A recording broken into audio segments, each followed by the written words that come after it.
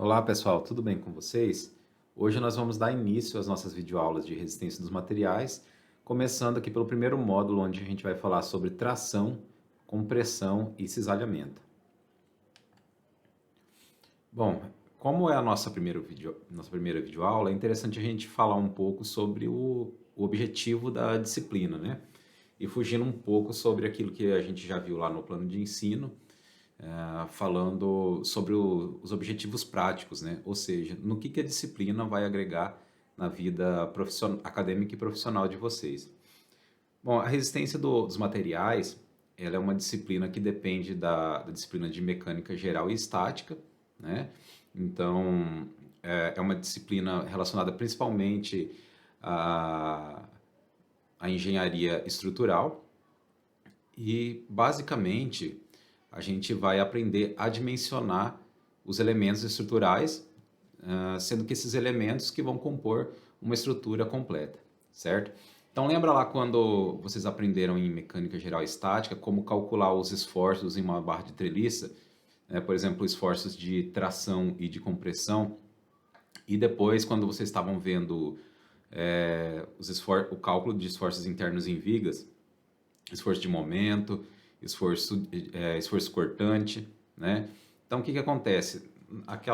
Num projeto de estruturas, aquele é o primeiro passo.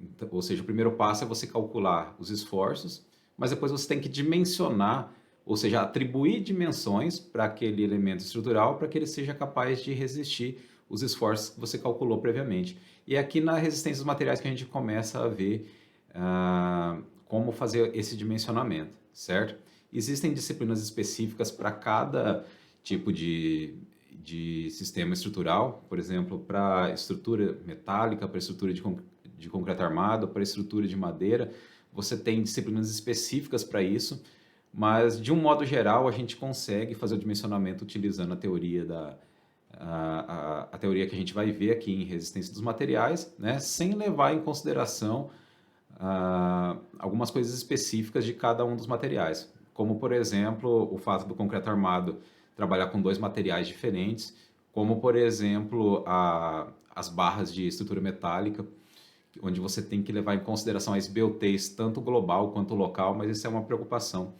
para mais adiante, né? Então a gente vai aprender aqui a fazer o dimensionamento de uma forma genérica, né? Falando um pouco de todos os materiais. E para isso a gente vai precisar das tensões admissíveis de cada material. A gente vai ver mais à frente o que seria essa tensão admissível, certo?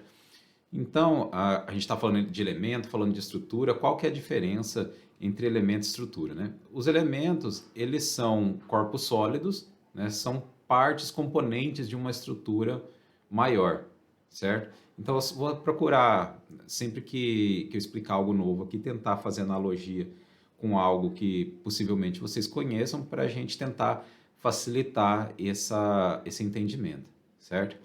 Então, ó, vamos começar falando aqui dos nossos corpos sólidos, né? Então, a gente tem, por exemplo, aqui ó, uma barra, né? É o corpo sólido mais comum e é o tipo de corpo sólido que a gente vai mais abordar aqui na nossa disciplina. Então, a barra ela pode ser, por exemplo, uma barra de uma treliça, pode ser uma viga ou um pilar, certo? Então, o que define um corpo sólido como uma barra? Todo corpo sólido ele sempre vai ter três dimensões, certo? Mas no caso da barra, o que vai acontecer? Ó? Eu tenho uma seção transversal aqui, que nesse caso é quadrada, né? Eu tenho uma base, uma altura e um comprimento. Então, o que define se esse elemento é uma barra? Quando o elemento é uma barra, eu sempre vou ter uma dimensão, que aqui no caso é o comprimento, muito maior do que as outras duas. Ou seja, aqui eu tenho o comprimento muito maior do que a largura e muito maior do que a altura, certo? A gente citou aqui o exemplo da barra, né? Então ela pode ser um pilar, uma viga ou uma barra de treliça, certo? Pode ser um tirante também, mas a gente vai ver mais à frente esses elementos mais específicos, né? Mas os elementos mais comuns, onde se utiliza barra, são pilares, vigas e barras de treliça. Existem ainda as placas, né? Então, o que define um elemento, um corpo sólido? O que um corpo sólido tem que ter para que a gente possa chamar ele de placa, certo? Então, ele também tem três dimensões, eu tenho aqui o comprimento, tem a largura e a espessura, né? Mas nesse caso, o que que acontece? Eu tenho duas dimensões, ou nesse caso o comprimento e a largura, muito maior do que a minha espessura, certo? Então tem ó, comprimento, largura e espessura. A espessura é muito menor do que as outras duas dimensões, né? E no caso da placa, a placa sempre vai ser reta, ela sempre vai ser plana. Onde que a gente vai encontrar, por exemplo, uma placa? Numa laje, né? Uma parede estrutural. Na maioria das situações, principalmente no sistema que a gente utiliza aqui no Brasil, a gente tem um esqueleto composto por vigas, pilares e laje, e é esse esqueleto que suporta a edificação. Então, na maioria dos casos, as paredes não contribuem com a resistência, né? Você tem lá uma parede de tijolos, por exemplo, ela serve ali para fechar aquele vão, né? Ela é uma parede de vedação. Porém, em alguns casos, a gente tem paredes funcionando como estrutura. Então, seria, por exemplo, uma parede de alvenaria estrutural, onde você tem blocos que são resistentes e eles são utilizados como estrutura, ou paredes de concreto armado. Então, nesse caso, a gente tem ah, as placas, né, suportando essas cargas verticais, fazendo a função do pilar. Então, nesses casos, quando você tem a parede suportando, funcionando como estrutura, normalmente a gente não tem pilares, a não ser que você tenha um sistema misto ali estrutural. Existem ainda as cascas, né? As cascas são um pouco menos comuns, mas assim como a placa, elas têm a espessura muito maior do que as outras duas dimensões. A placa e a casca são bastante parecidas. A diferença é que as cascas sempre vão ter um formato arredondado, como por exemplo alguns projetos calculados pelo engenheiro Joaquim Cardoso, né? A gente fez um trabalho sobre ele lá em Brasília, né? Você tem alguns casos de estruturas com o formato de casca, né? Então a forma de se calcular também acaba sendo diferente da forma como a gente faz o cálculo dos esforços de uma placa, né? O cálculo se torna mais complexo. E existem ainda os blocos, né? No caso dos blocos, a gente vai ter as três dimensões muito próximas uma das outras, né? Ela vai ter realmente o formato de um bloco. E numa edificação convencional, a gente pode encontrar um bloco, é muito comum a gente encontrar ele nas fundações, certo? Então, ó, esses são os tipos de corpos sólidos que vão ser estudados pela gente nessa disciplina e nas disciplinas estruturais e de fundação que a gente vai ver na sequência, certo? Então, a gente tem barras, placas, cascas e blocos. Vamos falar um pouquinho agora sobre os carregamentos, né? Então, ó, que tipo de carregamento que a gente pode encontrar numa estrutura? Lembrando que o carregamento ele é uma força externa que é aplicada à estrutura. Essa força externa ela vai se absorver como um esforço interno, certo? E esse esforço interno ele vai provocar tensões no meu elemento estrutural. Então, ó, aqui a gente já tem os carregamentos, vamos supor qual que é a diferença aqui de carregamento para esforço interno, né? Normalmente acaba ficando um pouco difícil de identificar de imediato, né? Mas vamos pegar aqui o exemplo de uma treliça, aliás, de uma viga, né? Para a gente simplificar bastante, para ficar bem tranquilo para entender. Então, vou desenvolver aqui com vocês um exemplo para a gente conseguir diferenciar melhor o que é carregamento e o que é esforço interno. Vamos imaginar aqui uma viga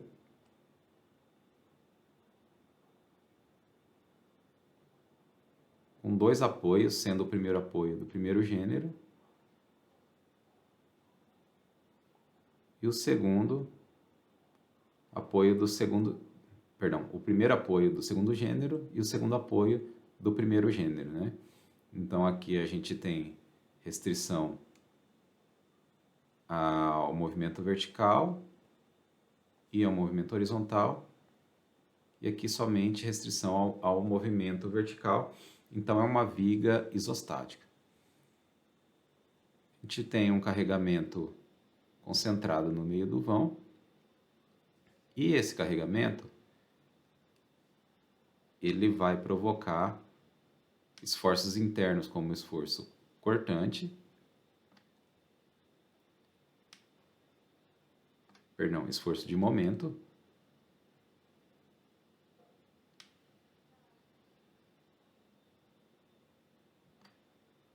como é uma carga concentrada, o esforço de momento vai ter esse formato.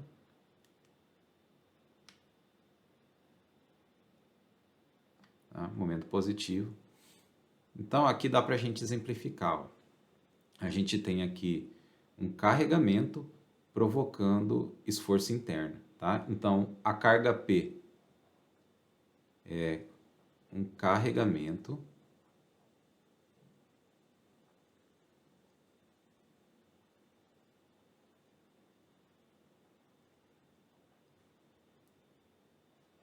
e o momento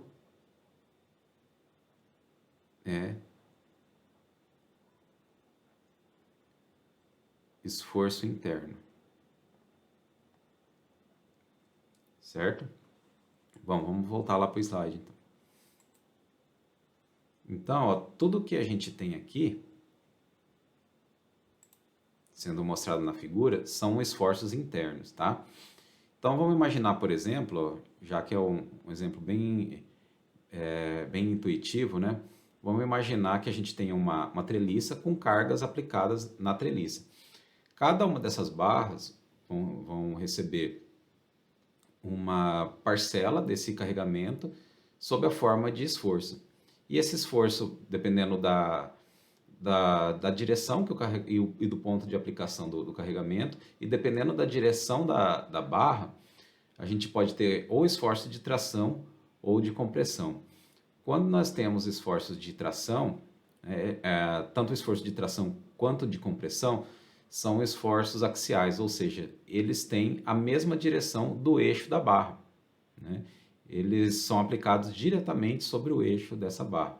Sendo que o esforço de tração ele tende a provocar o alongamento do meu elemento estrutural.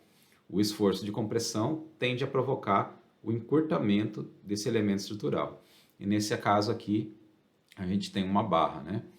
A gente tem também ainda o esforço cortante. Né? Aqui nesse módulo a gente vai falar sobre os esforços de tração, de compressão e de esforço cortante. Então, o que acontece? Se aqui nos esforços de tração e de compressão a gente tinha esforços na direção do eixo, no esforço cortante nós temos as forças sendo aplicadas na direção perpendicular ao eixo, gerando esse esforço cortante, certo? E o nome de esforço cortante, ele não é por acaso. O que acontece? Ele tende a cortar esse corpo sólido em dois, né? Ele provoca o deslizamento de uma seção sobre a outra. Existe ainda a flexão, né, que é provocada pelo momento fletor, né, conforme o exemplo que a gente viu agora há pouco, e existe ainda o esforço de torção. No esforço de torção, ele também é um momento, só que é um momento em torno do eixo da minha barra, ou do meu elemento estrutural. Então, o que a gente vai aprender aqui nessa disciplina? Né? Nós vamos aprender a determinar as tensões, deformações e deslocamentos em componentes estruturais. As tensões, normalmente a gente trabalha com tensões quando a gente está fazendo o dimensionamento relacionado à segurança. Ou seja, eu quero comparar se a tensão atuante no meu elemento estrutural é maior ou igual à tensão que ele é capaz de suportar. Se isso acontece, a gente diz que o meu elemento está seguro, e se todos os elementos da minha estrutura estiverem seguros, por consequência, a minha estrutura também oferece segurança, certo? Então, a avaliação das tensões, normalmente, ela está associada à verificação da segurança da minha estrutura. E as deformações e deslocamentos, elas, na maioria dos casos, elas estão mais associadas à performance dessa minha estrutura, como, por exemplo, com relação ao conforto dos usuários. Então, vamos imaginar, é muito diferente a gente falar de resistência e a gente falar de deslocabilidade.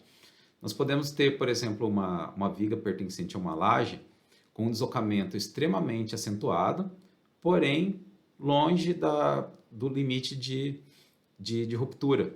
Né? Essa viga ela ainda suportaria um carregamento muito maior do que aquele, porém, como a rigidez dela é muito baixa, isso acontece, por exemplo, com vigas com, com baixa altura e muita armação, o que acontece? A gente vai ter problema quanto ao conforto dessa estrutura, ela vai oferecer uma grande deslocabilidade, vai provocar um desconforto visual, porque você vai conseguir enxergar que aquela viga está extremamente deformada, e pode danificar, por exemplo, o piso e parede que estão apoiados sobre ela, certo? Então, ó, recapitulando aquilo que a gente viu, ó, nós temos carregamentos, que são as forças internas aplicadas nos elementos estruturais. Esses carregamentos provocam esforços internos e os esforços internos provocam tensões. Então, da onde que vem essas teorias, né? Boa parte das teorias que a gente vai ver, elas são baseadas em experimentos, né? E não somente as equações são baseadas em experimentos, a própria resistência que o material que o material é capaz de proporcionar, ela também é baseada em ensaios. Então, por exemplo, como que eu sei que um lote de concreto ele oferece segurança ou não? Como que é feito esse processo? Quando se faz um projeto de estrutura de concreto armado, o projetista da estrutura ele vai especificar lá a resistência que ele quer para aquele concreto. Aliás, ele especifica a classe que ele deseja para aquele concreto, por exemplo, a classe C20, C25, né?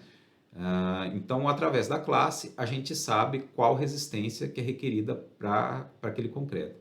Mas quem me garante que aquele lote que eu estou recebendo na minha obra, que ele oferece a resistência prevista pelo projeto, solicitada pelo projeto. Então, a gente vai ter que fazer ensaios. Então, a gente tira uma série de corpos de prova, ou seja, a gente molda com concreto algumas formas de corpos de prova e leva para romper. Existe um tratamento estatístico para a gente, porque cada um desses corpos de prova vai romper com uma resistência diferente, com uma força de aplicação diferente. Existe então um tratamento estatístico, né, baseado utilizando algumas equações, e após a gente realizar esses cálculos, a gente obtém um único valor de resistência. Então a gente compara se aquele valor é maior ou igual à resistência solicitada, e nesse caso a gente diz então que aquele lote atende ao requisito relacionado à resistência. Né? Então, onde que a gente vai utilizar, onde que a gente utiliza os conceitos de resistência dos materiais? Na elaboração de projetos de estruturas de máquinas, de estruturas de edificações, em obras de infraestrutura, em motores, navios, aeronaves, etc. Então, é uma disciplina que é comum, por exemplo, ao curso de engenharia civil, o curso de engenharia de transportes, a engenharia mecânica, ou seja, a todos os cursos de engenharia que trabalham com o projeto desses tipos de elementos que a gente viu aqui, ok? Então, ó, falando dos ensaios, né, aqui a gente tem um ensaio de uma barra de aço, e como o aço ele é muito resistente à tração, né, e ele é utilizado preferencialmente tracionado, o ensaio que se faz em peças de aço, o ensaio mais comum o ensaio para verificação da resistência de peças de aço é o ensaio de tração de um corpo de prova, certo? Então ele é feito até a ruptura desse elemento. Aqui a gente já tem um elemento, um zoom daquela mesma figura, né? Onde o elemento sofreu ruptura, e aqui um extensômetro, né? Que mede o deslocamento obtido com a realização do ensaio. Observem aqui, ó, que essa barra ela tinha um formato sem variação de diâmetro, né? Um formato uniforme. Porém, próximo da ruptura, o que aconteceu? aqui, bem próximo onde rompeu, ela sofreu uma diminuição da seção transversal. Esse fenômeno é conhecido como estricção, onde você tem a diminuição da seção transversal por conta do esforço de tração. E aqui a gente tem um outro ensaio, né, que é a gente tem um corpo de prova de rocha, onde ele é ensaiado a compressão. Então, como a rocha trabalha predominantemente a compressão, é esse tipo de ensaio que a gente faz para esse material. E voltando aqui aos exemplos, deixa eu ajustar a tela aqui.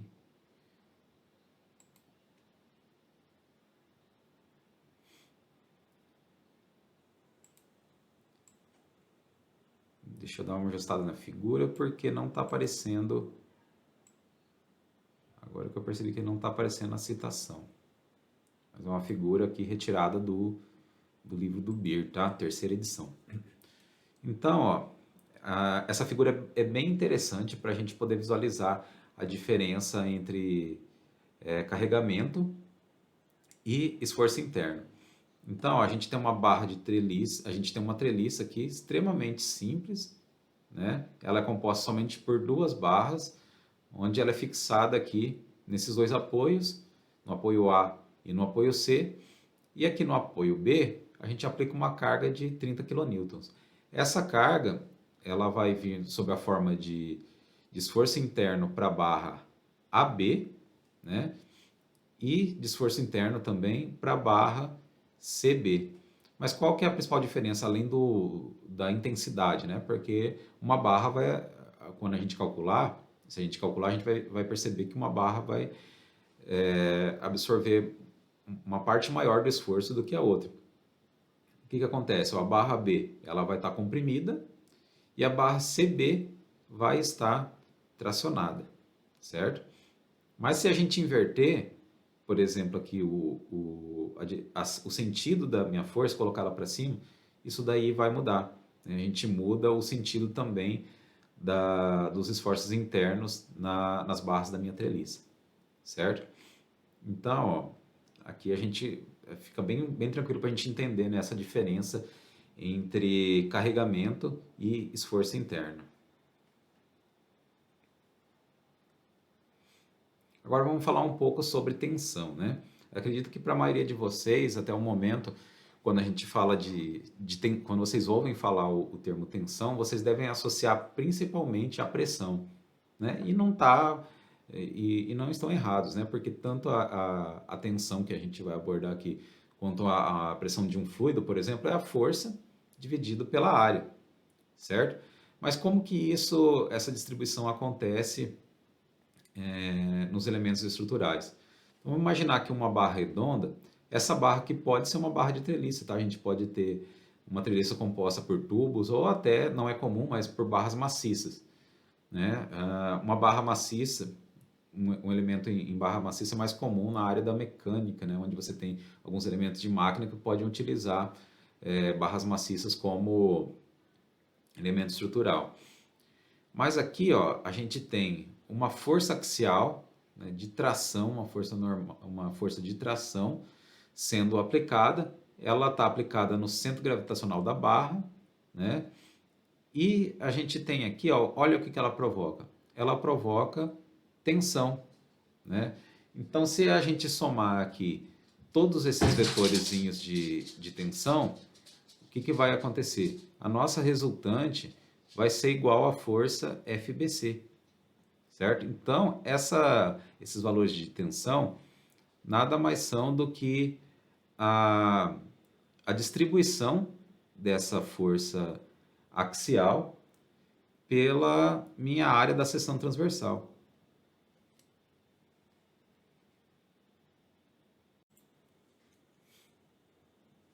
E o mesmo acontece aqui, ó, para uma barra com um formato diferente dessa primeira, né?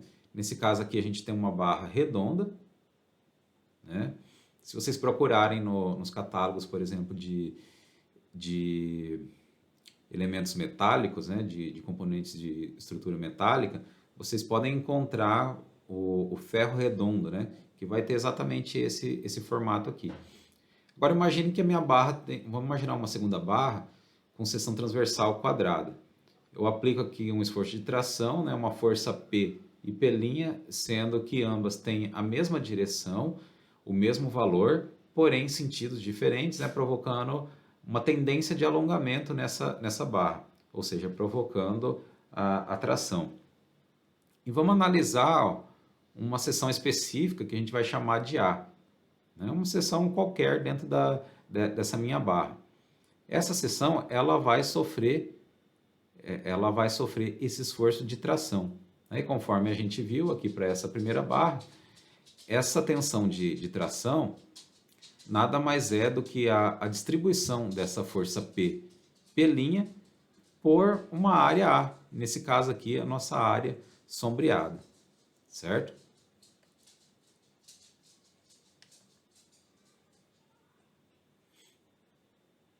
O que acontece, né? Na prática, não é bem assim que essa tensão se distribui. A gente viu aqui, ó, nas figuras que a gente mostrou, uma tensão uniforme, né? Eu tenho uma força P' aplicada, e ela se distribui com uma tensão que é uniforme ao longo de toda a seção transversal. Mas não é bem assim que acontece na prática, né? O que vai acontecer é que essa tensão ela vai ser maior, esse valor de tensão vai ser maior, em alguns casos ligeiramente maior, próximo do ponto de aplicação da carga. Mas por simplificação, e como isso não causa prejuízos à precisão e à segurança do projeto estrutural, a gente vai considerar, né, vai fazer uma simplificação e vai considerar essa tensão como uniforme, certo? Então a gente vai considerar aqui que a tensão normal é a força dividida pela área. E o símbolo utilizado para a gente tratar a tensão normal é o sigma. Então a gente diz que sigma é igual a P dividido por A. A unidade no sistema internacional é Newton por metro quadrado, ou seja, Pascal. Alternativamente, a gente pode, quando a gente trabalha com tensões, a gente obtém valores extremamente elevados. Então é comum a gente trabalhar com megapascal ou com gigapascal, né? Eu costumo trabalhar aqui com Newton por milímetro quadrado. Por quê? Porque aí o resultado já sai em megapascal. Agora vamos falar um pouco sobre a tensão de cisalhamento, né? Então, diferente do que a gente viu para a tensão normal, né? E tudo isso que a gente falou aqui, ó, nos slides onde a gente está falando de tensão de tração, tudo isso é aplicável também para as tensões de compressão, tá? A única diferença aqui é que a gente vai inverter o sentido desses vetores, certo?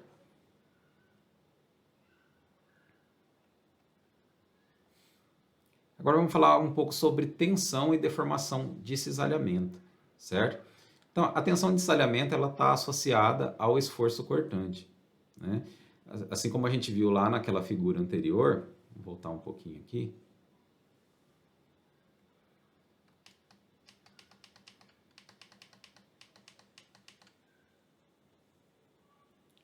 O esforço cortante ele é provocado por forças aplicadas normais ao eixo do meu elemento estrutural. Ou seja, ela não está na direção do eixo, ela vai estar perpendicular a esse eixo.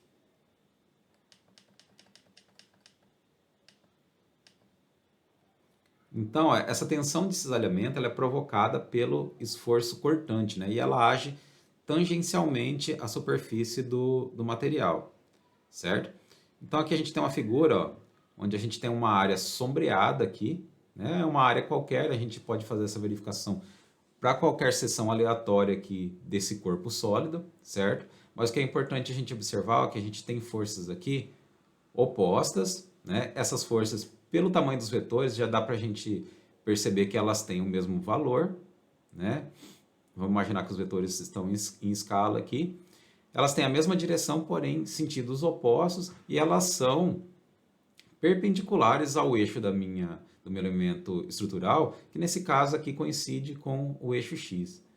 Então, como ela é perpendicular ao eixo, ela provoca cisalhamento, e esse esforço de cisalhamento distribuído por essa área sombreada, perdão, ela provoca esforço cortante, e esse esforço cortante, o valor do esforço cortante, que a gente pode trabalhar com quilonewtons, pode trabalhar com newtons, né?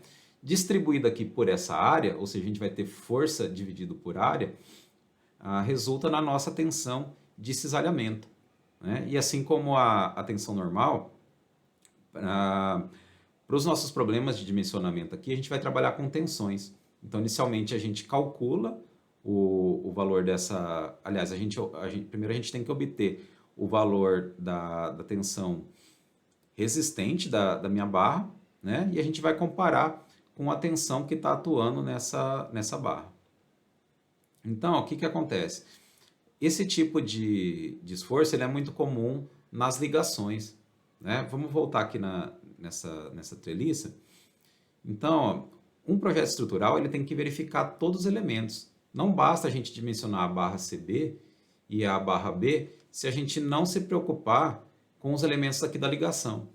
E que elementos são esses? Ó, a gente tem aqui uma chapinha de ligação e temos também o parafuso, né, que tá suportando essa carga. Além do que, não sei se está dando para perceber, ó, mas aqui a gente tem barras que provavelmente são arredondadas, mas para a gente conseguir alojar o parafuso, aqui na direção, próximo aliás, aqui na região da ligação, ela muda de formato. Então, por conta disso, a gente tem que fazer essa verificação nessa região também. Mas o elemento mais simples dessa ligação é o pino, né? O pino ou parafuso, independente do que ele esteja utilizando aqui. Esse pino, observem aqui, ó, que a gente tem uma força BC, né? E essa força BC, se a gente for observar ela com relação a esse pino aqui em C, ela vai estar o quê? Perpendicular. Então, se ela está perpendicular, ela está gerando cisalhamento nesse pino. Esse pino ele vai aplicar uma reação aqui na extremidade dessa barra. E essa reação ela vai também ter uma tensão. Essa tensão é aplicada na parede desse furo, certo? E essa tensão é chamada de tensão de escoamento. Mas tem uma figura aqui que vai possibilitar a gente visualizar melhor como que isso acontece. Olha só, vamos imaginar que a gente deu um zoom aqui, né, e fez uma vista explodida daquele elemento de ligação. Então, tem aqui uma chapa, né? A gente fez um corte para poder observar, e o pino que está ligando aquela treliça, por exemplo. Né? Aqui, no caso, a gente tem um parafuso.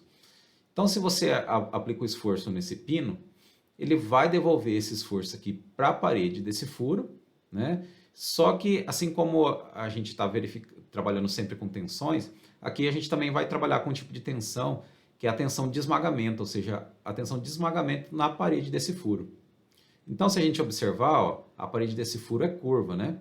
Mas, por simplificação, a gente trabalha com a tensão de esmagamento, considerando a área de projeção desse pino na parede desse furo. Então, essa área de projeção ó, é igual ao diâmetro D aqui, vezes a espessura da chapa. Ou seja, a gente tem aqui uma área plana, né?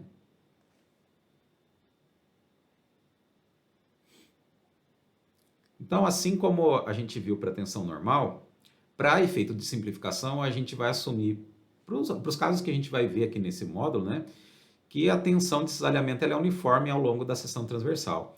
Mas a gente vai ver mais à frente que, dependendo do elemento, se for uma seção de viga, por exemplo, essa variação pode ser muito grande. Então, para muitos casos, a gente não pode fazer essa simplificação. Mas quando a gente tem uma área transversal muito pequena, como a área de um pino, por exemplo, a gente pode fazer essa simplificação sem prejuízo à segurança e considerar que a tensão de cisalhamento é uniforme ao longo de toda a seção transversal.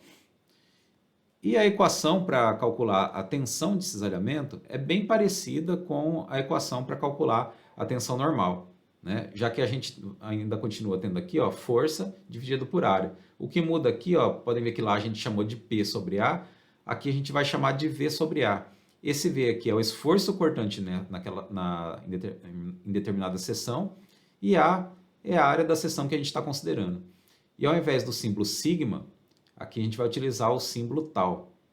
E por isso a gente está utilizando o tal médio, porque para os casos que a gente vai ver nesse módulo, a gente vai fazer aquela simplificação de considerar que a tensão é uniforme ao longo de toda a seção transversal.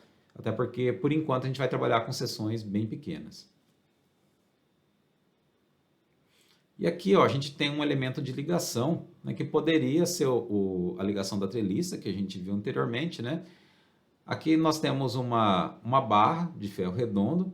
Então, ó, lembra que eu falei para vocês que para poder alojar o pino lá, ele mudou a seção transversal?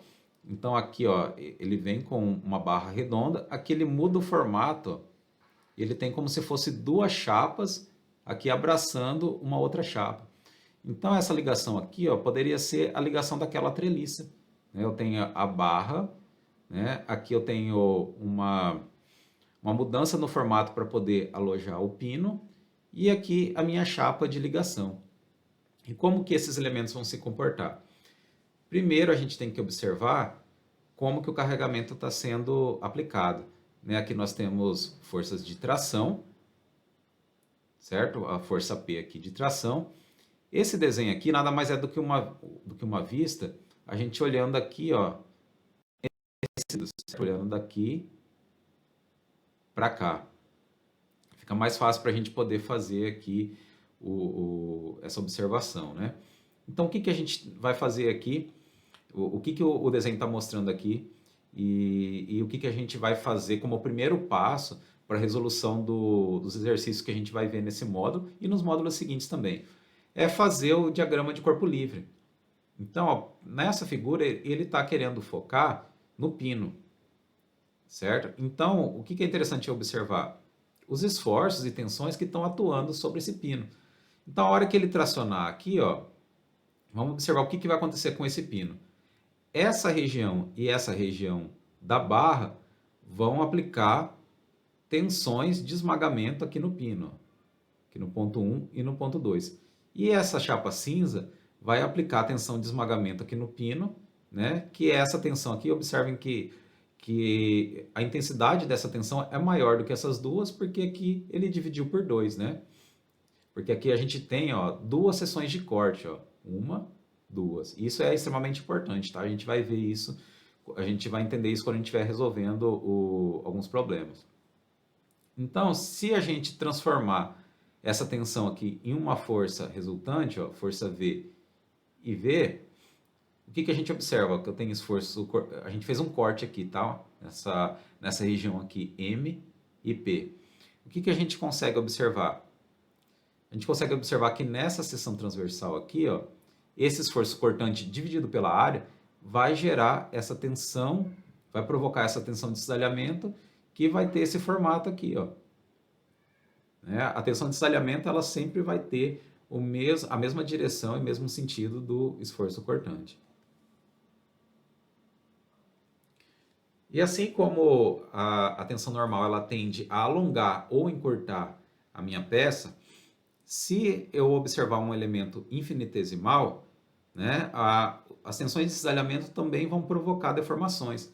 Só que essas deformações elas ocorrem como distorções, ou seja, mudança no ângulo desse elemento.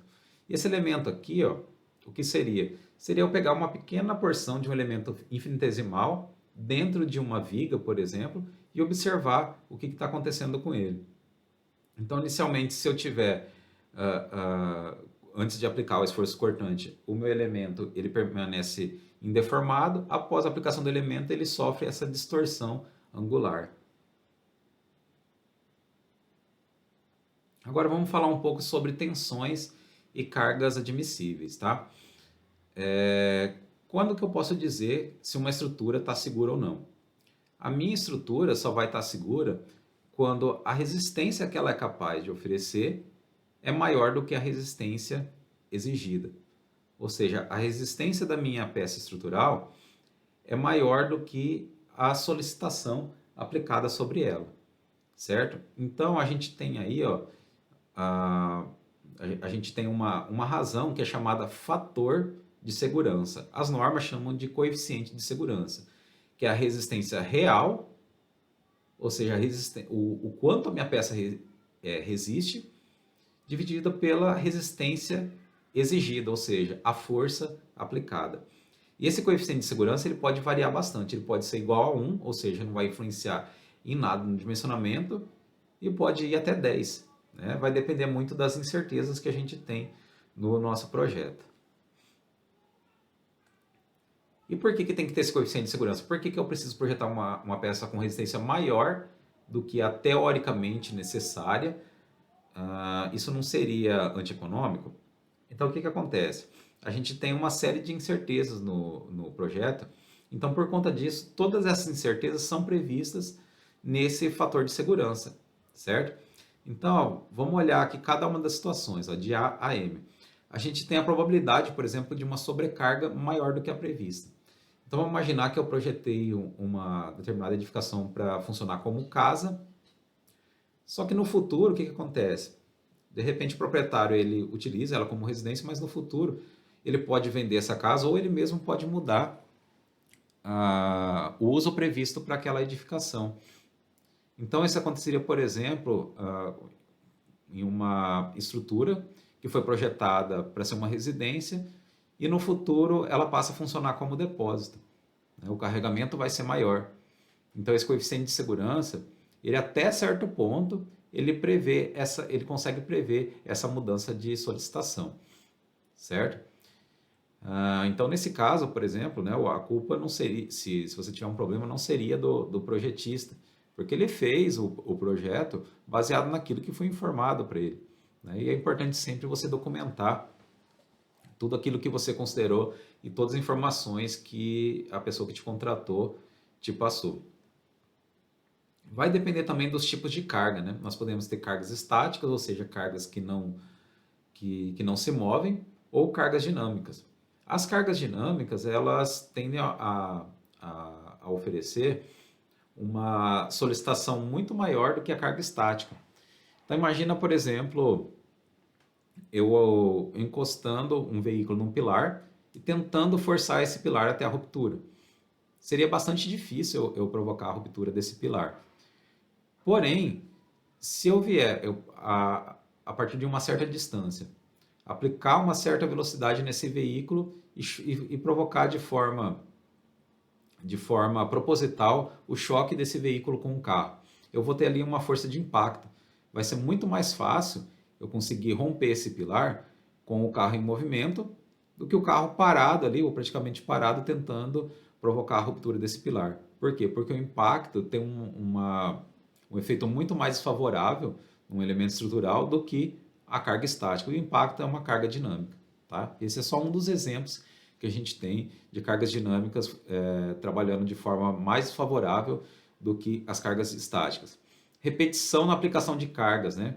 Os ciclos de carregamento e descarregamento, né? Ou seja, eu aplico a carga e retiro essa carga, ela também provoca a diminuição da resistência. O conhecimento das cargas atuantes, né? Muitas vezes você está fazendo um determinado projeto, mas você não tem informações suficientes ou as informações que te passaram, elas são diferentes das reais. Vamos imaginar que você está projetando um telhado, por exemplo, a estrutura de um telhado, e o projeto de arquitetura, nem o seu cliente, eles te informaram que você tem, que existe a intenção de instalar placas fotovoltaicas. Então, você não vai considerar a carga dessas placas fotovoltaicas. Porém, se elas forem aplicadas no futuro, isso pode gerar problema. Existe ainda o fenômeno da fadiga, né? A fadiga, ela está relacionada aos ciclos de carregamento e descarregamento.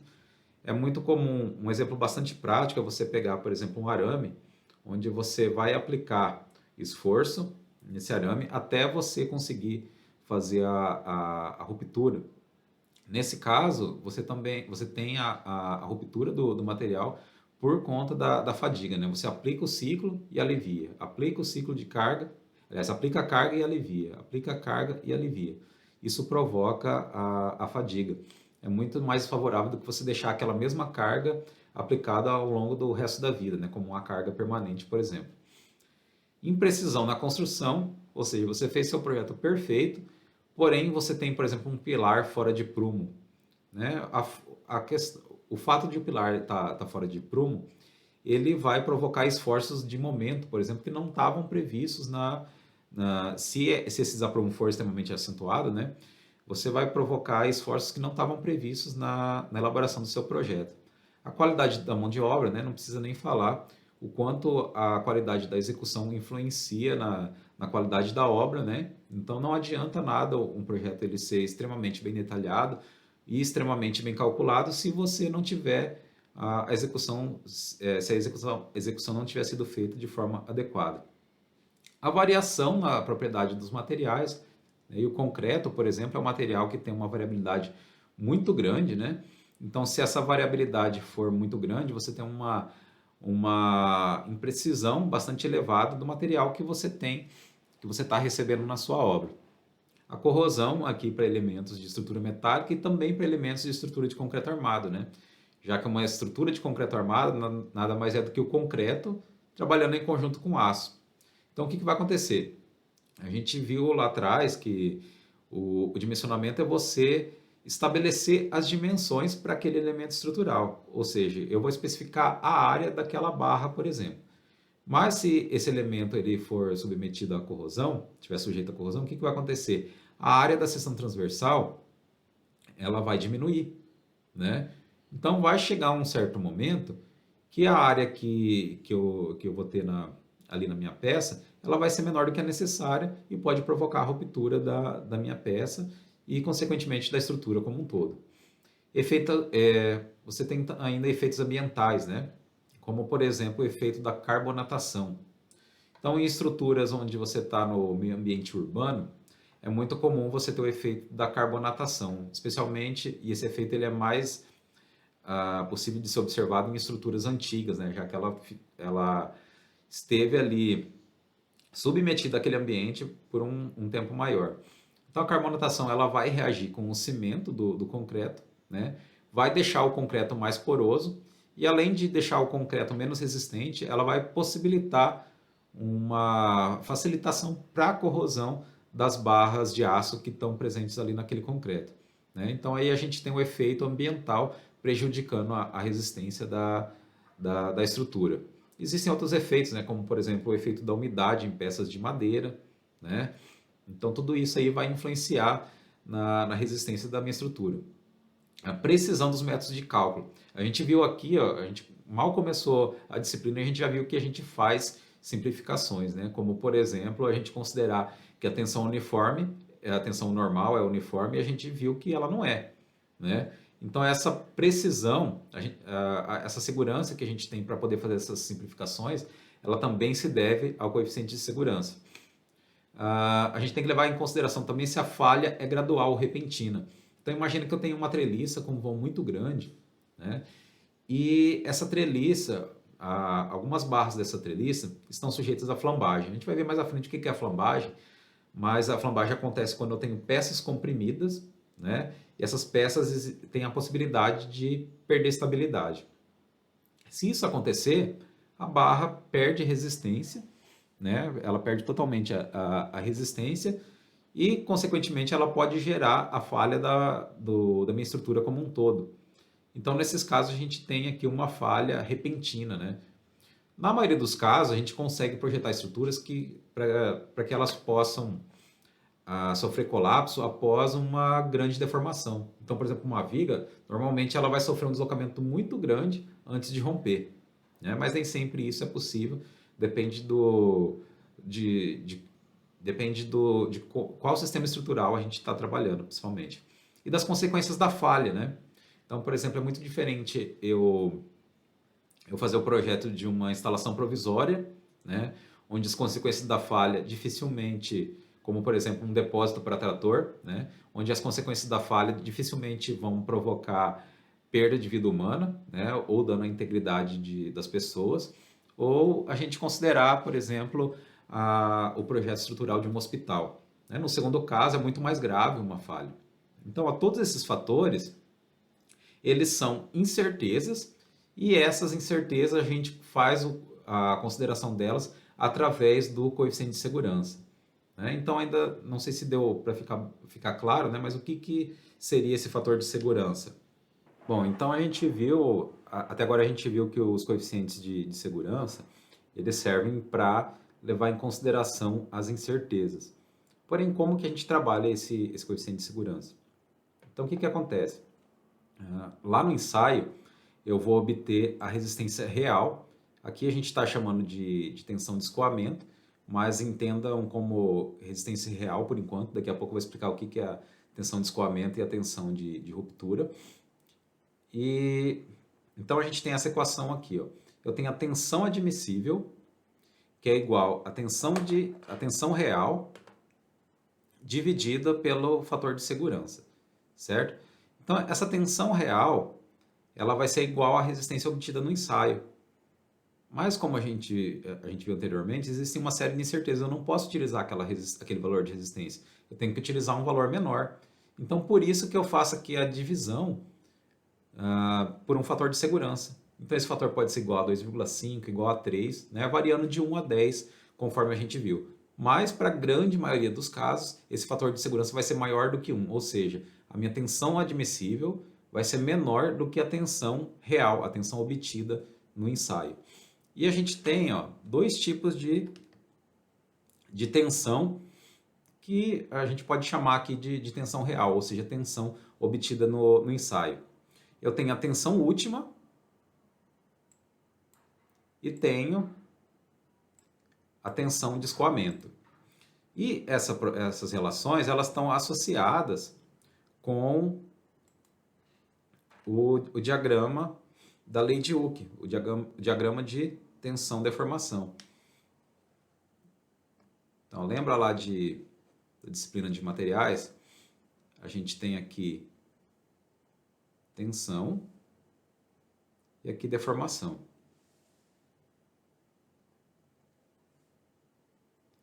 Então, quando eu tenho um material trabalhando no regime elástico, o que vai acontecer? Aqui a gente tem um regime linear.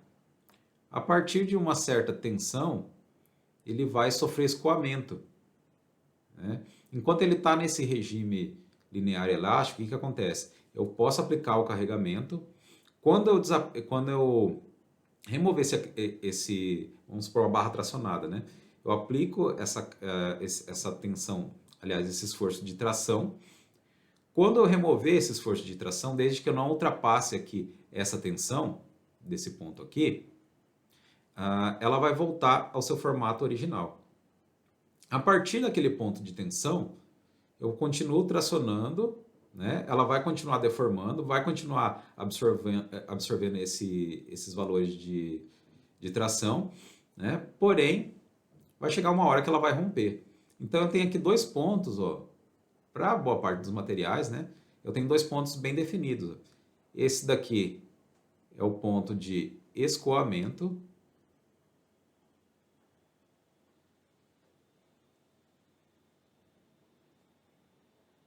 E aqui é o ponto de ruptura. Então agora ficou claro. A tensão de escoamento é a tensão associada ao ponto de escoamento do meu material. E a tensão de ruptura é a tensão associada ao valor que eu encontrei lá no ensaio mediante a ruptura do meu material. Então, a partir do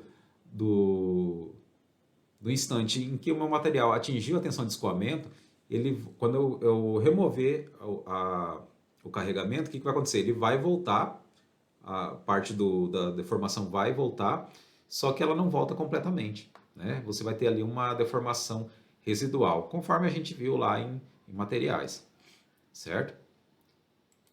Então, a tensão admissível ela pode estar associada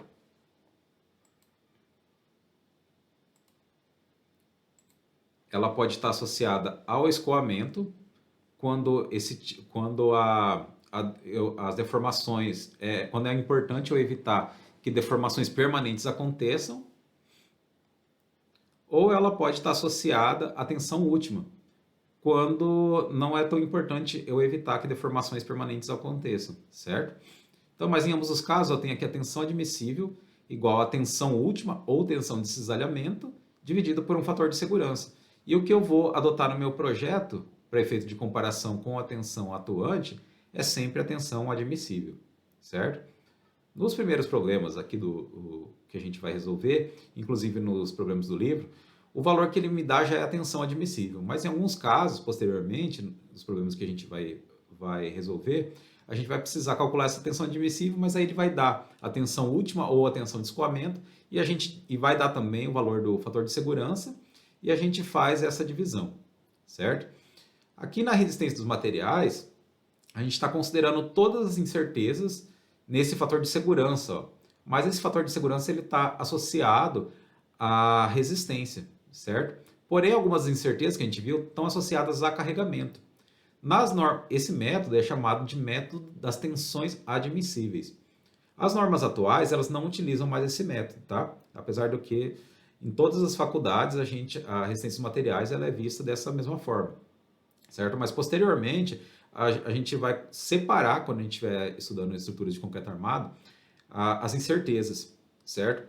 As incertezas relacionadas ao carregamento, a gente vai computar elas considerando um coeficiente de segurança para as ações. Eu vou aumentar o valor das ações, ou seja, vou multiplicar por um coeficiente de segurança normalmente maior do que 1. E as incertezas relacionadas à resistência, a gente vai computar no coeficiente de segurança relacionada à resistência do material, que a gente também vai dividir por um fator de segurança, mas lá a gente vai trabalhar com valores menores do que a gente trabalha aqui. Mas esse é um assunto para as próximas disciplinas, né? Bom, vamos começar a resolver alguns exercícios para a gente poder colocar em prática um pouquinho dessa teoria que a gente está vendo aqui. Bom, vamos lá então, vamos começar a resolução dos exercícios. Exercício 1. Duas barras cilíndricas maciças são soldadas no ponto B. Aqui eu tenho uma barra que vem com um determinado diâmetro de 50. E aqui no ponto B ela é soldada a essa outra barra. E aqui a mesma coisa, tem uma barra que a partir daqui ela tem um diâmetro de 30, depois ela passa a ter o diâmetro de 50 aqui. Ela é unida por solda também no ponto B. Duas barras cilíndricas maciças são soldadas no ponto B, como indicado. Determine a tensão normal médio de cada barra, no meio de cada uma dessas barras, né? Aqui no primeiro caso, primeiro a gente vai fazer para o trecho AB, depois para o trecho BC, e no segundo caso, primeiro para o trecho AB, aliás, é a mesma nomenclatura aqui dos pontos, né? Já que a gente, apesar delas estarem invertidas, a gente sempre vai entrar da extremidade livre para a extremidade fixa. Nesse primeiro caso, a gente tem uma barra que pode estar fixa numa laje, por exemplo, está fixa em algo superior, e no segundo caso, a gente tem uma barra que está fixa no chão. Ela aparenta estar fixa no solo. Tá? Vamos lá, então.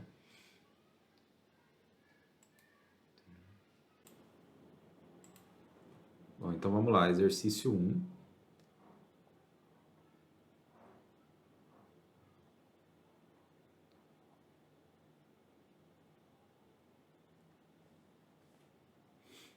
Vamos redesenhar essa barra aqui, para a gente poder ir rabiscando em cima. Aqui é a extremidade onde ela está fixada. Agora a gente desenha a barra, o trecho BC.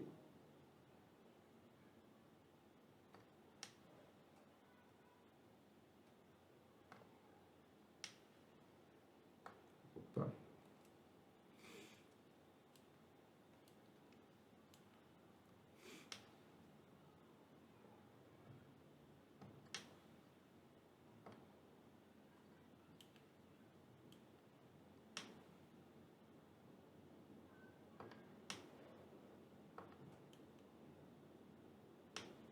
Tentando pegar o jeito aqui da mesa digitalizadora, mas vamos lá.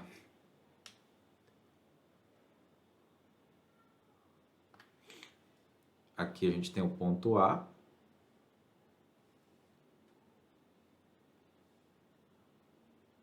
Aqui o ponto B. E aqui o ponto C. As medidas são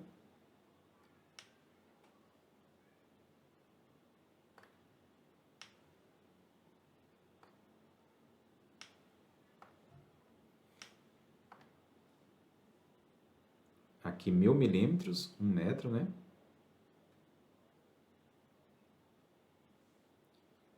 E aqui 760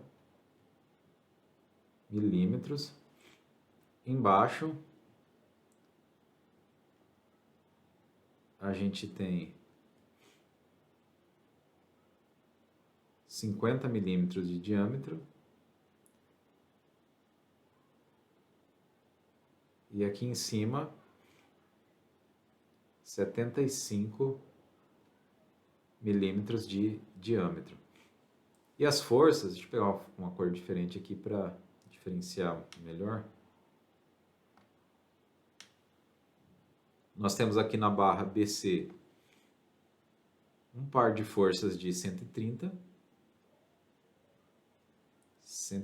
cada, né?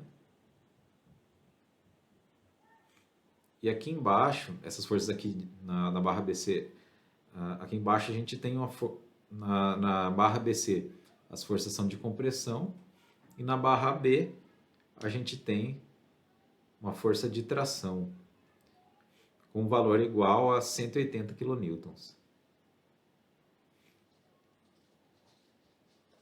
Então, conforme eu falei, esse tipo de problema a gente resolve indo da extremidade para o apoio, tá? Então vamos começar aqui para o trecho AB.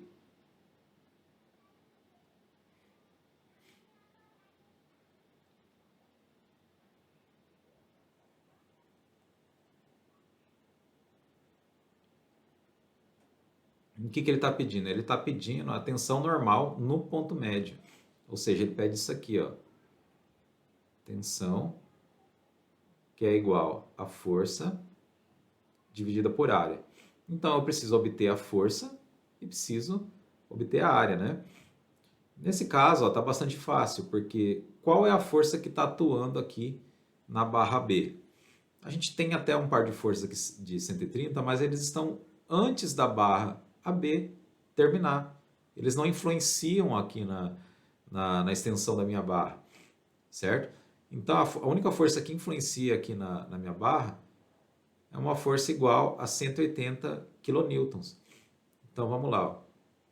Só que a gente precisa calcular também a área, né? E ele está falando que são barras cilíndricas, ou seja, tem formato circular.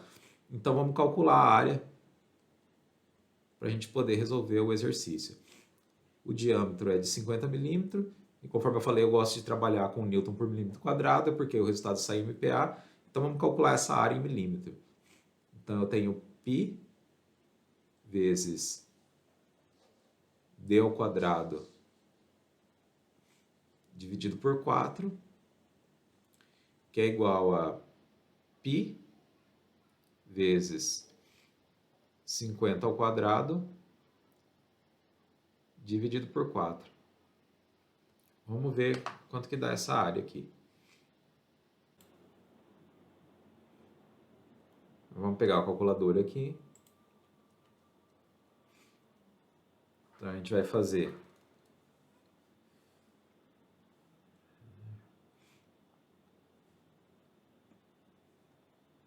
π vezes 50 ao quadrado dividido por 4. Dá 1963,5 arredondando, né? 1963,5 milímetros quadrados. Vamos tirar a calculadora.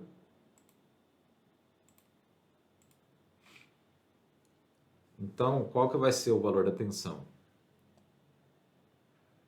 Vai ser igual à força de 180 kN. Então, ó, observem que, conforme a gente comentou, a gente vai trabalhar com Newton por milímetro quadrado. Aqui ela está em quilonewton.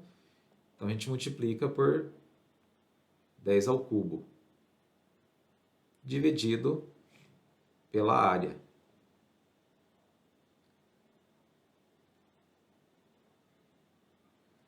Vamos ver quanto que dá isso aqui.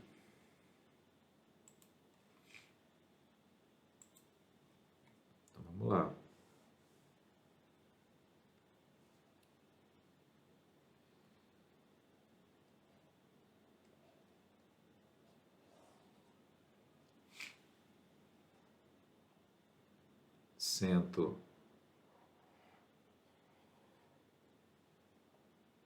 80 vezes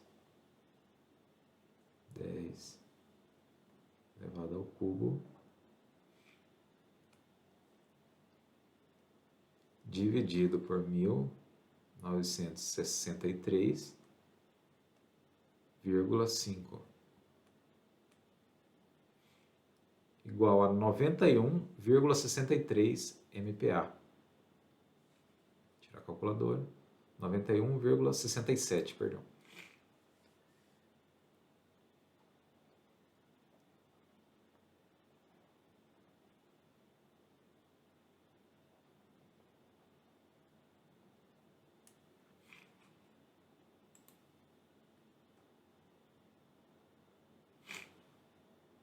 Só lembrando aqui, pessoal, que os resultados aqui, essas respostas, são para essa segunda situação, tá? Para essa primeira situação eu vou resolver com vocês e essa segunda eu vou deixar para vocês resolverem. Aí já fica aqui a resposta, certo? Para não ficar muito repetitivo, eu vou resolver só esse primeiro e a gente vai resolver alguns exercícios um pouco mais diferentes, um pouco mais complexos. Então agora vamos para o trecho BC.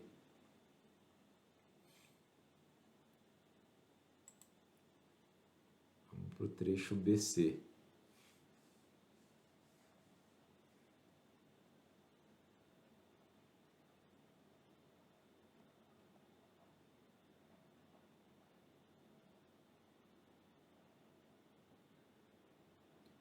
Aqui no trecho BC, o que eu preciso fazer? Eu preciso calcular a força atuante, né? Nesse caso, ela não é imediata, porque eu tenho aqui... O que vai influenciar aqui no trecho BC? Agora a gente está analisando só essa parte aqui, ó. Que forças que estão influenciando? A força de 180, mais eu tenho aqui, que está tracionando, mais as forças de 130 que estão comprimindo. Então, eu vou colocar aqui, eu vou chamar de força resultante, FR, é igual a mais 180 menos 130 menos 130.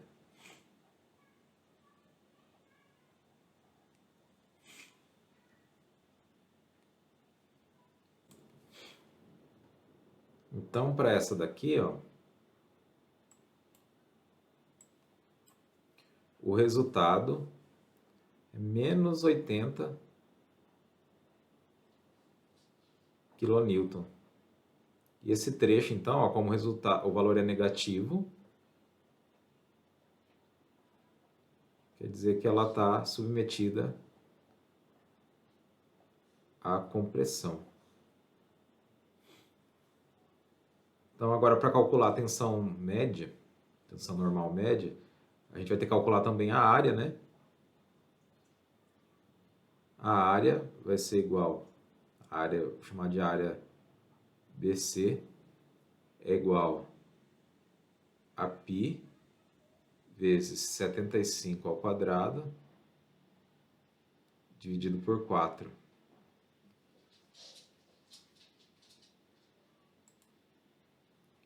pegar a calculadora aqui.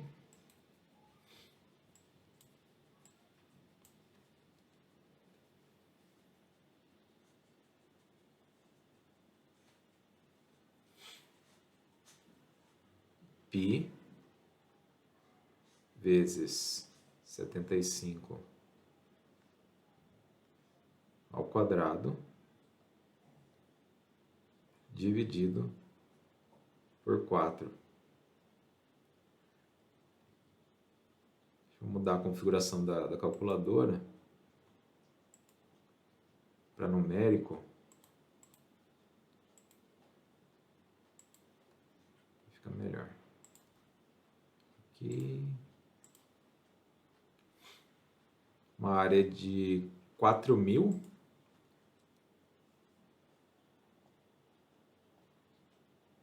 417,86 milímetros quadrados. Tirar a calculadora. Então, a tensão normal agora. Vou colocar aqui de compressão. É igual a menos 80 vezes 10 ao cubo dividido por 4.417,86. Vamos pegar a calculadora.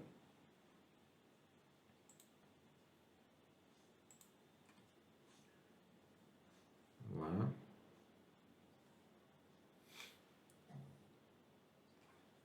80.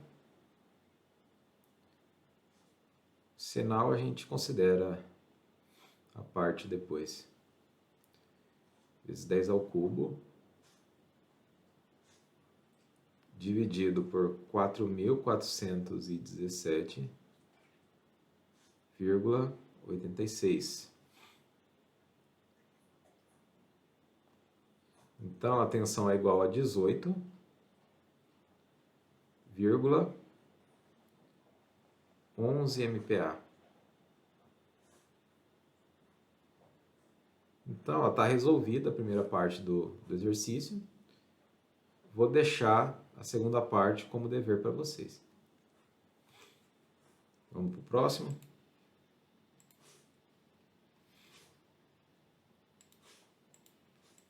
Olha lá como ficou. Para o trecho AB, uma tensão normal de 91,67 e para o trecho BC, uma tensão normal de compressão de 18,11 MPa. Faltou o sinal de menos aqui. Exercício 2. A carga axial na coluna que sustenta a viga de madeira mostrada é de 100 kN. Essa carga aqui, né? É como se fosse a reação de apoio, ó, nessa viga acima. Determine o comprimento L da placa de apoio para que a tensão de esmagamento médio na madeira seja de 2,8 MPa. Ou seja, ele tem essa força aqui de reação que está sendo aplicada do pilar para essa placa aqui. A função dessa placa é distribuir essa tensão para a viga de madeira, né? Só que a tensão de esmagamento que ela é capaz de suportar, ou seja, a tensão admissível dela, é 2,8 MPa. Essa largura aqui eu não posso mudar, né? Ela tem que ser da mesma largura da viga. Então eu tenho que calcular qual o comprimento necessário para que a tensão seja menor ou igual a 2,8 MPa, certo? Que é a tensão admissível para ela. Vamos lá para a resolução, então.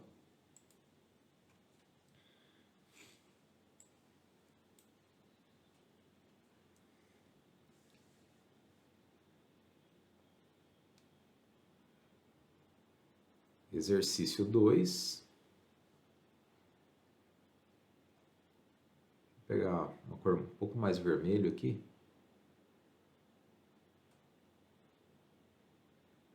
Agora sim.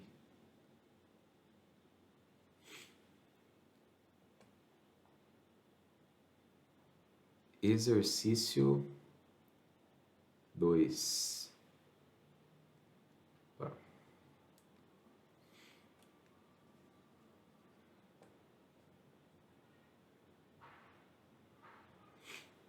Bom, então vamos lá. Qual que é a situação? Ó?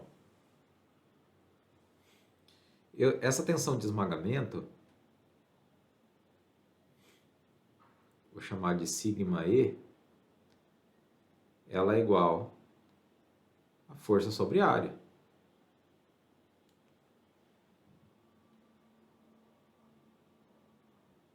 Certo? A força aplicada é a força que eu tenho lá no pilar, a força de 100 kN. Porém, eu não vou colocar igual aqui, essa tensão de esmagamento tem que ser menor do que a força dividida pela área, né? Porém, o que é essa área? Força dividida pela área. Essa área vai ser igual a 130 vezes comprimento L. E esse comprimento L é o que eu estou querendo calcular. Eu já tenho a força que é dada, tenho a tensão que ela é capaz de suportar, tenho essa largura aqui que é fixa, eu tenho que dimensionar essa largura L. Então, L tem que ser maior ou igual a força atuante no pilar dividido por sigma E vezes 130. Essa força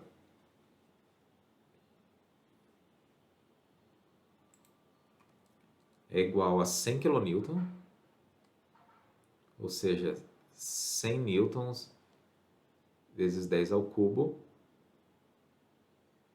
dividido pela tensão, 2,8 vezes 130. Então, L tem que ser maior ou igual a... Vamos pegar a calculadora.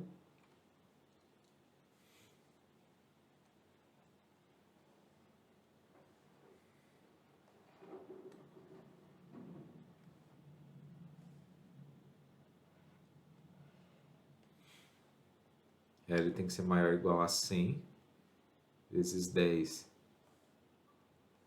elevado ao cubo, dividido por 2,8 vezes 130. Então, como lá em cima a gente colocou Newton, aqui é Newton, aqui é MPa e aqui é milímetro, a resposta vai sair em milímetros. Então, L tem que ser maior ou igual a 274,73 milímetros. É lógico que ficaria muito ruim eu fabricar uma peça com essas dimensões, né? Eu adotaria uma dimensão ligeiramente maior, porém mais fácil de ser produzida, né? L igual a 475 milímetros. Então está dimensionado o comprimento da peça, certo? Vamos para o próximo então. Vamos ver se bateu lá com a resposta. Ah lá, 274,75. Ficou bem próximo, né? Vamos para o próximo problema.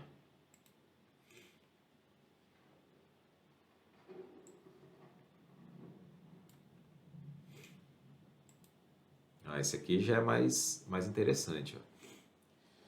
Exercício 3. A barra B foi feita com um tipo de metal com tensão admissível igual a 128,57 MPa. Determine a área da seção transversal da barra B para o carregamento indicado. Então, ele está pedindo a área necessária para essa barra B, que é uma barrinha inclinada que segura toda essa viga, né? Esse sisteminha aqui estrutural.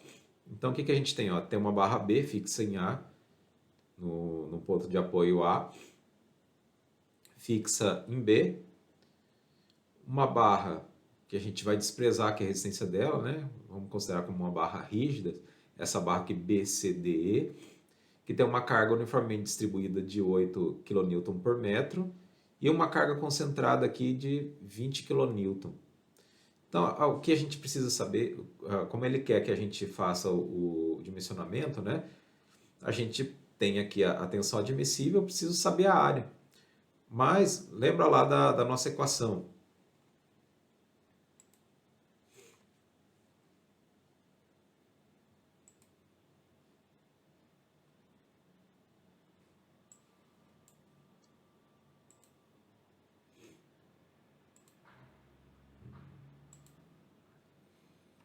Aqui, ó, na nossa equação,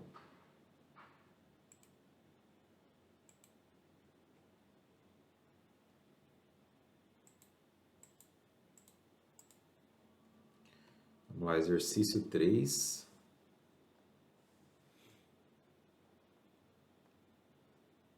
Vou pegar o vermelho, fica melhor para começar.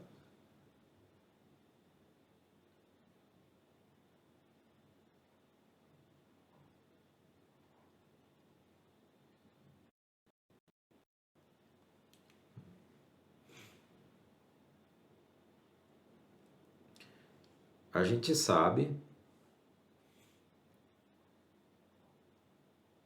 que a força normal, a tensão admissível, né, ou seja, a tensão máxima que eu posso aplicar na barra, é igual a força dividido por área. Eu tenho a tensão admissível, que é igual a 128,57 MPa,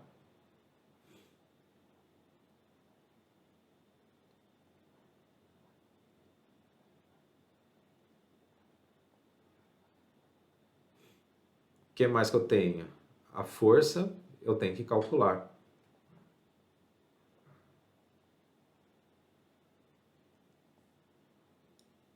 E a área é o que eu tenho que dimensionar, né? Quando ele pede para você calcular a área, é porque é um problema de dimensionamento, né? Então, o primeiro passo, ó, é calcular a força atuante em AB. Vamos então redesenhar essa viguinha aqui. Aliás, vamos fazer o diagrama de corpo rígido para essa barra, tá?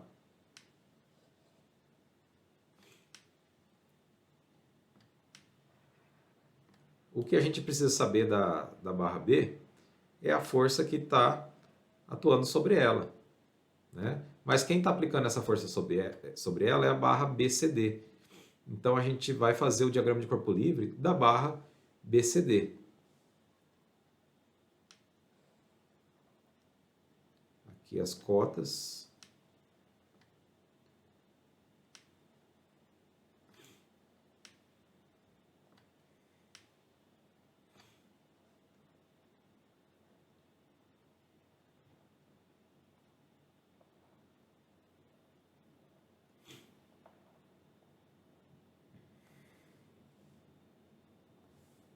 Aqui a gente tem uma força de 20 kN.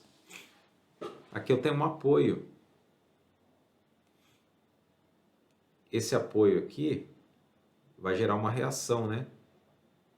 A reação RD. E a gente tem também uma carga uniformemente distribuída. Esse é um exercício bem mais completo, né? Que faz a gente ter um pouquinho mais de trabalho.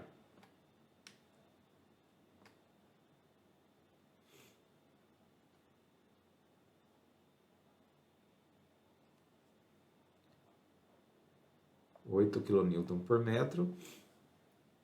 E aqui a força AB. Então, como a gente está fazendo diagrama de corpo livre, a gente desenha só a barra para a qual a gente vai calcular as forças, né? E as forças que atuam sobre ela. Então, isso aqui que a gente precisa saber. A força FAB, o ângulo aqui é de 35 graus. Aqui é o ponto E, certo? Então vamos calcular FAB. Então, como que eu vou fazer esse cálculo? Deixa eu só voltar lá nos slides para vocês, para comparar, ó, como que estava a situação. A gente pegou essa viga BCDE, considerou ela como uma viga rígida e a gente fez lá o diagrama de corpo livre, considerando somente as forças que atuam sobre ela e as reações e tudo mais, certo? Então vamos lá. A força que interessa para a gente é a força FAB. O que eu posso fazer? Eu posso fazer somatório de momento em torno de D, desse ponto aqui, do ponto D, porque daí eu não preciso levar em consideração, não preciso nem calcular essa reação RD aqui, certo? Então vamos lá. Calculando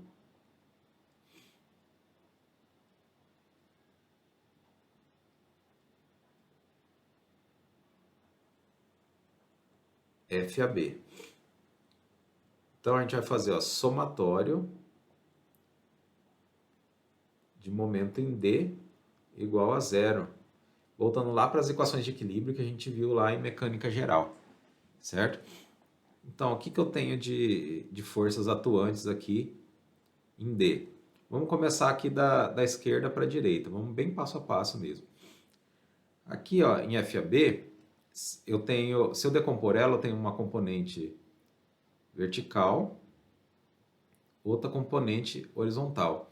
Essa componente horizontal, como ela está no mesmo alinhamento do ponto D, ela não gera momento. Então, quem vai gerar momento aqui, e o momento horário, vai ser essa FAB Y.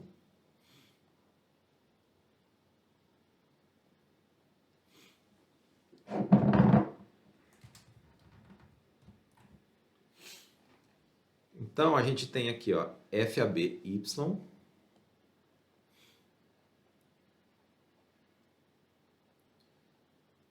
vezes seno de 35 graus vezes a distância aqui, né?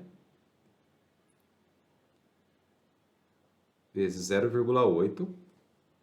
É a primeira parcela de momento que a gente vai considerar. Eu tenho essa carga aqui, ó, essa carga distribuída antes do ponto D. A gente pode considerar aqui uma resultante aqui para toda essa parcela de carga aqui antes do ponto D, né? Então ela vai ser igual, a intensidade dessa força aqui resultante vai ser igual a 8 e ela está girando no sentido anti-horário menos 8 vezes toda a extensão dela, né? 0,8 vezes a distância dela para o ponto D. Ela vai estar a uma distância de 0,4 metros. Então aqui é resultante e aqui é a distância. Tem essa força aqui concentrada de 20 kN. Ela também está girando no sentido anti-horário. Então, menos 20 vezes 0,4 mais essa parcela aqui, onde a gente vai ter uma resultante, ó, girando no sentido horário. Então é positivo, mais 8 vezes a extensão. Então isso aqui é a resultante, né?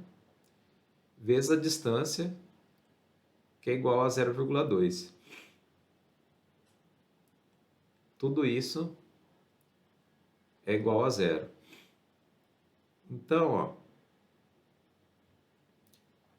FAB Y é igual.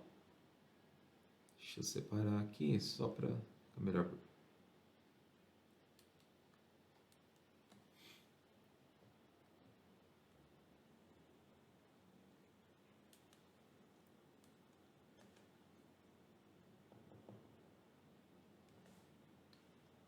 Separar as resultantes aqui.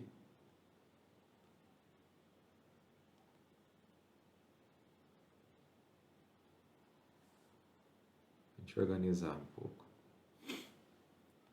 Então, a FABY vai ser igual a 8 vezes 0,8 vezes 0,4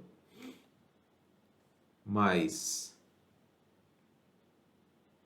20 vezes 0,4 menos 8 vezes 0,4 vezes 0,2.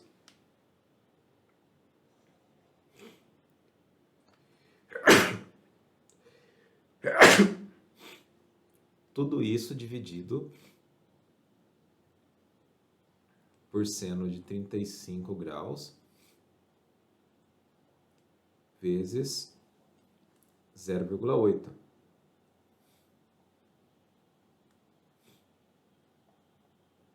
Então, FABY é igual, calculadora,